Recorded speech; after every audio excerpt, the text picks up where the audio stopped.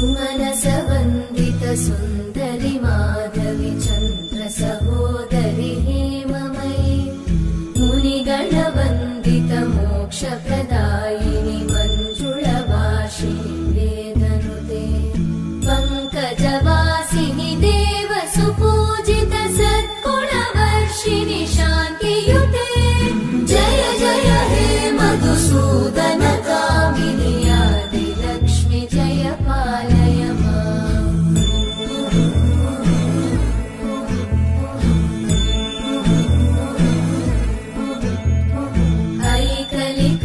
ऐकलिकल्मषनाशिनि कामिनि